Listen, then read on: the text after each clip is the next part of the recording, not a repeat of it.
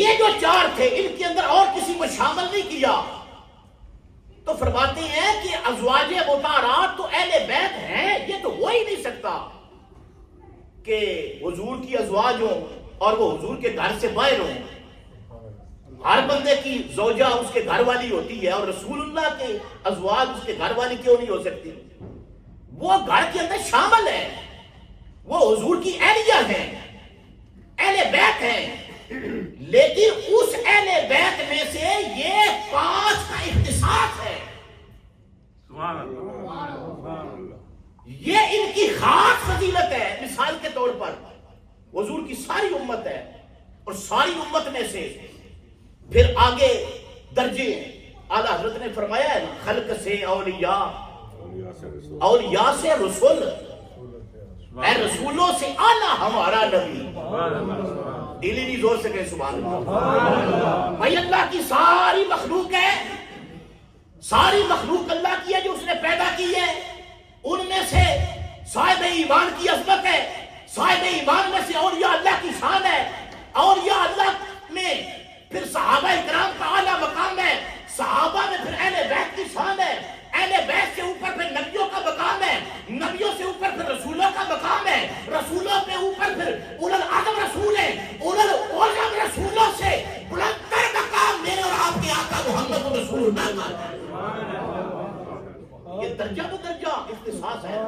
اسی طرح حضور کی اہل بیت کے اندر حضور کی ازواج مطہرات شامل ہے، حضور کی باقی بیٹیاں شامل ہے، حضور کے بیٹے شامل ہے. لیکن ساری اہل بیت میں جو مقام پاک کا ہے وہ اور کسی کا نہیں ہے.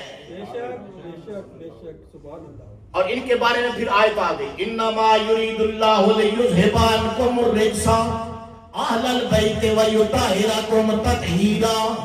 یہ آیت مبارکہ نازل ہو گئی میرے پاک نبی صلی اللہ تعالی علیہ وآلہ وسلم. یہ آیت نازل ہونے کے بعد پورے 6 مہینے تک مولا علی اور خاتون جنت آپ کے دروازے پر نماز فجر کی اذان کے بعد تشریف لے جاتے اور جا کر فرماتے یا اہل بیت رسول اللہ الصلاۃ، اے رسول کے گھر والوں نماز کا وقت ہو گیا ہے. اور ساتھ ہی یہ آیت پاک تلاوت فرماتے انما یرید اللہ لیذھب عنکم الرجس اہل البیت ویطہرکم تطہیرا.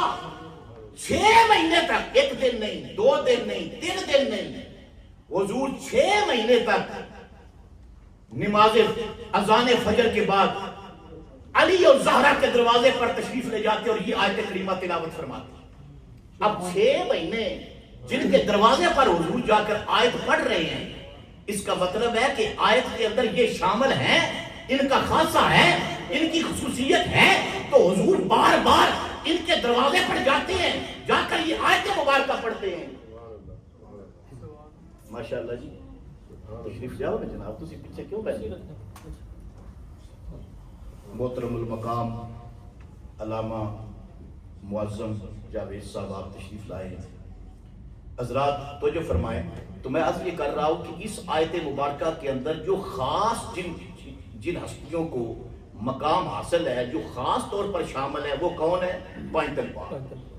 بولیے کون ہے؟ زور سے کہیے نا کون ہے؟ وہ پائنتل پاک ہیں. اب آپ سوچیں گے کہ یہ فروقی صاحب، یہ مولوی صاحب بار بار ہمیں کہتے ہیں بولو پائنتل پاک کہو، پائنتل پاک کہو. پائنتل پاک بار بار کہنا چاہیے. ایک بار پھر مجھے بتائیں اس آیت کے اندر خاص کن کو عظمت حاصل ہے؟ کن کو عظمت حاصل ہے؟ پائنتل پاک کے اندر کون ہے؟ حضور ہیں، علی ہیں، زہرا ہیں، حسن ہیں اور حسین ہیں. حضور کی ذات اقدس ہے، زہرا بطول ہے، مولا علی ہیں، امام حسن ہیں، امام حسین ہیں.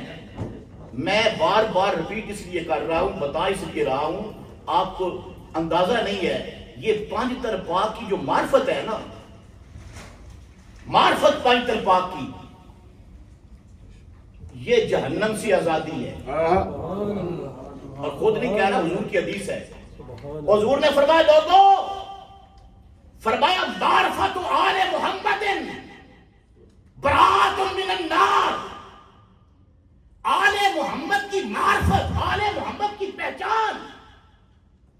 جہنم نہیں جانے دے گی. آگے ان کی اطاعت کرنا تو اور عمل ہے نا, وہ تو اور پھر درجے بلند ہوں گے. معرفت آل محمد برات من النار.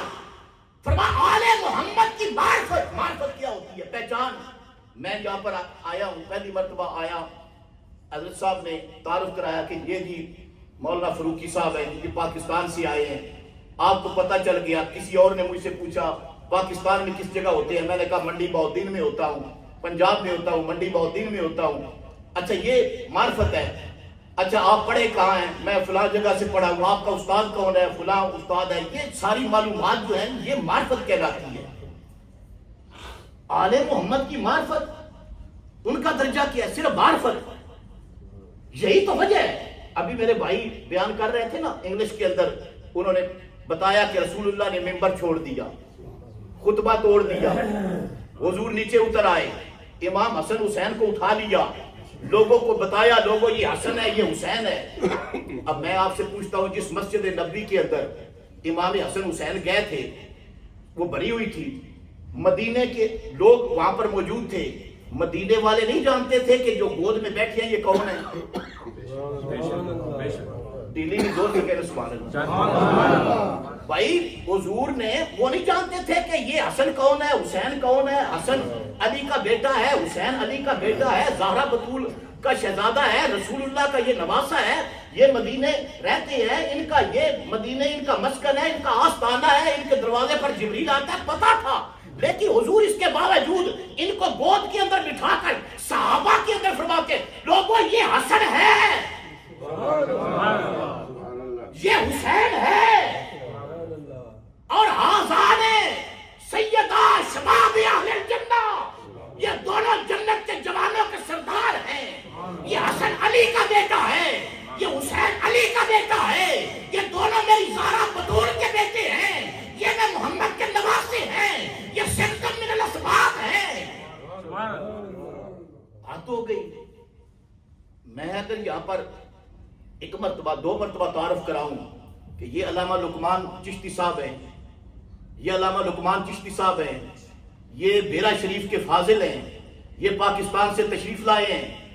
میں دو بار تعارف کراؤں, آپ کہیں گے بھائی ان کو آپ سے پہلے ہم جانتے ہیں. بھائی مولوی صاحب آپ تو ابھی آئے ہیں پاکستان سے, اور ان کو تو کئی سال ہو گئے.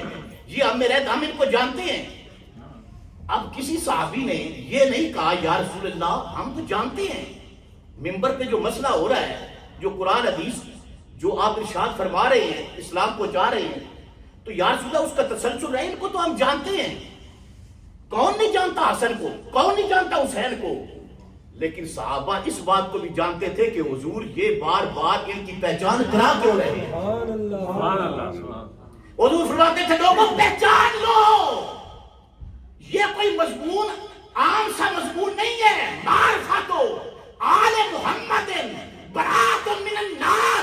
تمہیں ان کا اگر تعارف ہو گیا کہ حسن کون ہے, حسین کون ہے, زہرا بطول ان کی ماں کی شان کیا ہے, ان کے بابا علی کا مقام کیا ہے, تو فرمایا یہ گارنٹی میں دیتا ہوں, فرمایا برات من النار. تم جہنم میں نہیں جاؤ گے, تم جنت میں جاؤ گے. یار جن کی پہچان, جن کی معرفت سے جنت مل جاتی ہے. اور حضور نے فرمایا آگے ان کی محبت, فرمایا ان کی محبت جواز الجنہ, فرمایا وہ جنت کا پاسپورٹ ہے. وہ کیا ہے؟ جنت کا پاسپورٹ, وہ جنت کا سرٹیفکیٹ ہے. حضرات گرامی کتنی شان ہے ان کی, کیا مقام ہے ان کا. صرف یہ ہے کہ ان کی معرفت ہونی چاہیے. آپ کو پتہ ہونا چاہیے کہ حسن کون ہے. اس کا باپ علی ہے, جو پیدا ہوا تو خدا کے گھر میں, جو شہید ہوا تو خدا کے گھر میں, جو حیدر کرار ہے, غیر فرار ہے, اسد اللہ الغالب ہے, مظہر العجائب والغرائب ہے, امیر المومنین ہے, امام المتقین ہے, وسیع رسول ہے, اخی رسول ہے, زوج بطول ہے, کاتب قدرت کی تحریر ہے, غیرت الہی کی شمشیر ہے. کون ہے علی؟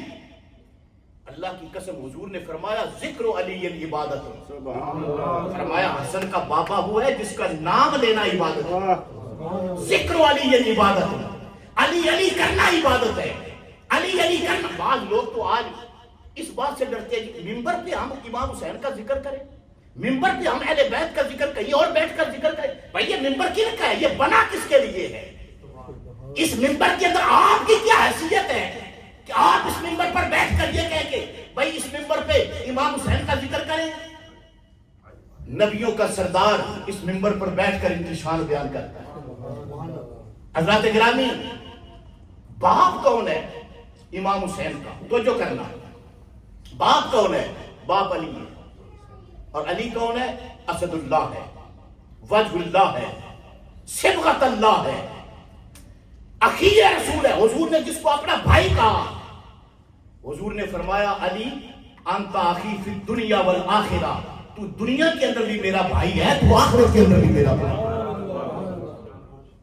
حضرات گرامی، اور پھر مولا علی کعبے میں پیدا ہوئے۔ پوری دنیا کے اندر کوئی ایسا عرب کے اندر اسلام کا دشمن قبیلہ نہیں کہ جس کے سرداروں کو یہودیوں، عیسائیوں، مشرکوں، کافروں، جن کے سرداروں کو علی نے نہ مارا ہو۔ یہی وجہ ہے کہ جتنی دشمنی آج بھی مولا علی سے ہے، یہودیوں کی، عیسائیوں کی، منافقین کی، کفار کی، غیر مسلموں کی، علی سے دشمنی ہے، وہ کسی اور سے نہیں ہے۔ امام احمد بن حنبل فرماتے ہیں سب سے زیادہ صحیح حدیثیں محبت کے متعلق جس بندے کے متعلق، حضور کے سارے صحابہ تھے، سب کے متعلق حضور نے فرمایا ان سے پیار کرو، لیکن فرمایا سب سے زیادہ حدیثیں جس بندے کے متعلق حضور نے فرمائی نا وہ مولا علی کے متعلق تھی۔ حضور کو پتا تھا کہ لوگ علی کو نہیں مانیں گے، لوگ علی سے حسد کریں گے۔ کیوں حسد کریں گے؟